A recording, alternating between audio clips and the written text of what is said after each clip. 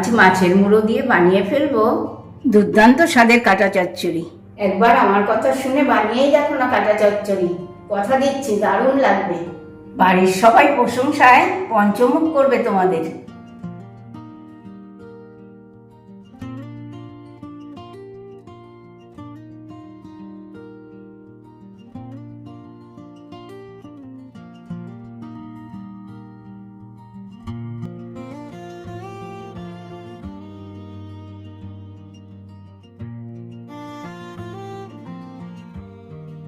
বন্ধুরা, তোমরা সবাই ভালো আছো তো? হঠাৎ করে বাজারে গিয়ে অনেকগুলো মাছ কিনে ফেলেছি, রুই মাছের মুড়ো। এই রুই মাছের মুড়োগুলো দিয়ে করে ফেলি কাঁটা চচ্চড়ি। এখানে দুটো রুই মাছের মুড়ো আছে। মুড়োগুলোকে আমি ছোট ছোট করে কাটিয়ে নিয়েছি। এবার এর মধ্যে আমি দিয়ে নেবো হাফ চামচ মতন হলুদ গুঁড়ো নিয়ে নিয়েছি। দেব অল্প করে একটু নুন। এবারে আমি এটাকে খুব ভালো করে মাখিয়ে কিছুক্ষণ রেখে দেবো। নুন হলুদ মাখানো হয়ে গিয়েছে। এবার এটাকে আমি 10 মিনিট মতো রেখে দেবো। তাহলে চলো যাওয়া যাক আমার হেসেলে। কড়া গরম হতেই দিয়ে নিচ্ছি কিছুটা সর্ষের তেল। তেল গরম হতেই আমি মাছের মুড়োগুলোকে সব ভেজে নেব।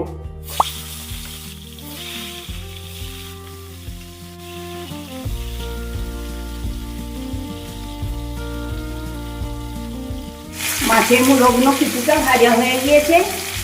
এবার আমি তুলে দেব। এইভাবে আমি বাকিটাও ভেজে নেব।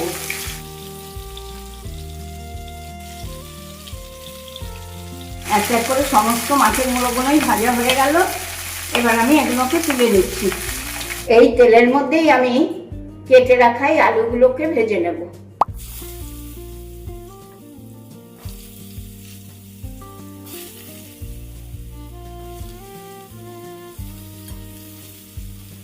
দিয়ে দেবো ছোট চামচের 1 চামচ নুন। এই দেখো আলুগুলো আমার হাফ ভাজা হয়েছে। আমি এই সময়ই দিয়ে নেব আগে থেকে কেটে রাখা পেঁয়াজ কুচি। আর পেঁয়াজগুলোকে ঠিক আমি এইরকম করে কেটেছি, এইরকম করেই কাটবো। সঙ্গে আমি টমেটো কুচিটাও দিয়ে নেব।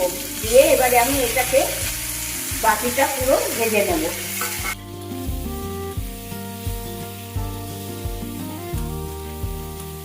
এই দেখো পেঁয়াজ আলু সমস্তই আমার ভাজা হয়ে গিয়েছে।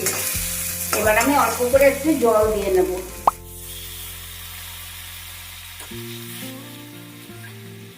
এবার দিয়ে নিচ্ছি মশলাগুলো। আদা রসুন বাটা, কাঁচা লঙ্কা বাটা, এটাকে একটু মিশিয়ে নেব।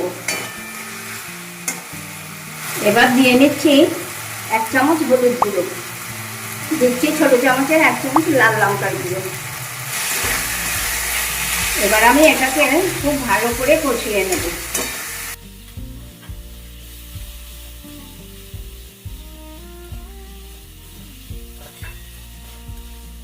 এবার দিয়ে দেবো বড় কাপের 1 কাপ জল। এবার জলটা একটু ফুটে উঠুক, তারপরে মাছের মুড়োগুলো দিয়ে নেব। এই দেখো এইরকম ফুটতে শুরু করেছে। সেই সময় আমি দিয়ে নেব ভেজে রাখা মাছের মুড়োগুলো।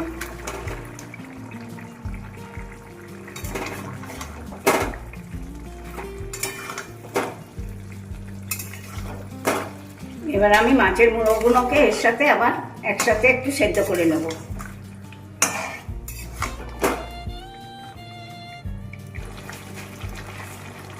ঠিক 10 মিনিট বাদে ফেরত এলাম। এসে দেখি সব কিছু আমার হয়ে গেছে। গ্যাসের ফ্লেমটাও আমি অফ করে দিলাম। আমার কাঁটা চচ্চড়ি তৈরি। এবার আমি একটা পাত্রে ঢেলে নেব।